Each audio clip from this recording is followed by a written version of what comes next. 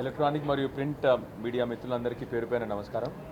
ఇప్పుడే మా సీనియర్ శాసనసభ్యుడు చెప్పినట్టు ప్రధానమంత్రి గారు మాట్లాడుతూ ఇప్పుడు ఈ విపత్కరమైన సమయం దీన్ని కరోనాతో కోవిడ్తో కంపేర్ చేసినారు. నిన్న ఇవాళ అనిపిస్తూ ఉంది ఈ రాష్ట్ర ప్రభుత్వం కేంద్ర ప్రభుత్వం వాళ్ళ ప్రవర్తన చూస్తుంటే ఇద్దరి మీద కూడా ప్రజలకు కాన్ఫిడెన్స్ లేదు. ఎందుకంటే ప్రధానమంత్రి గారేమో అక్కడి నుంచి గ్యాస్ ఉంది, ఆయిల్ ఉంది, ఎవరు భయపడొద్దని చెప్పి ప్రధానమంత్రి గారు చెప్తా ఉన్నారు. ఇక్కడ ముఖ్యమంత్రి గారేమో కొరతలు ఉన్నాయి, కేంద్ర ప్రభుత్వం ఇవ్వట్లేదని ఇక్కడ మాట్లాడతారు. మేమందరం రాత్రి మళ్ళీ నిన్న 70వ ట్రిప్ అనుకుంటా ముఖ్యమంత్రి గారు మళ్ళీ ఢిల్లీ పోయినారని తెలిసింది మాకు.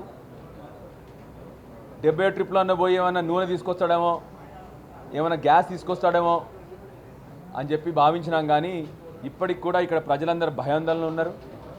ఇవాళ గుర్తొస్తామని ప్రతి ఒక్క తెలంగాణ ప్రజలు అంటా ఉన్నారు, ప్రధానమంత్రి గారు దీన్ని కరోనాతో కంపేర్ చేసిండ్రు కాబట్టి అందరికి కేసీఆర్ గారు గుర్తొస్తూ ఉన్నారు. ఆనాడు కరోనా వచ్చినప్పుడు కేసీఆర్ గారు ఒక్క ప్రెస్ మీట్ పెడితే మొత్తం దేశమంతా ఎదురు చూసేది. ఎందుకంటే కేసీఆర్ గారి మీద ఉన్న నమ్మకంతో, కేసీఆర్ గారు ప్రజలకు ఆ రోజు ఇచ్చిన నమ్మకాన్ని, కేసీఆర్ గారు ఆ రోజు ప్రజల్లో నింపిన ధైర్యాన్ని చూసి మొత్తం దేశమంతా కేసీఆర్ గారి ప్రెస్ మీట్ కోసం చూసేది. ఇవాళ ముఖ్యమంత్రి గారి ప్రెస్ మీట్ చూస్తే బూతులు స్విచ్ ఆఫ్.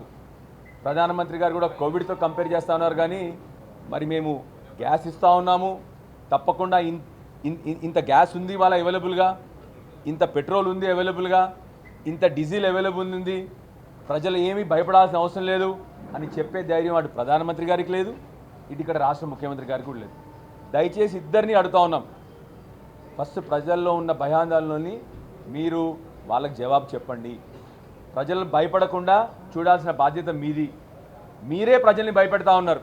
ముఖ్యమంత్రి గారేమో కేంద్రం నాకు ఆయిల్ ఇవ్వట్లేదు, గ్యాస్ ఇవ్వట్లేదు అని చెప్పి ఇక్కడ గ్యాస్ కొడతా ఉన్నాడు.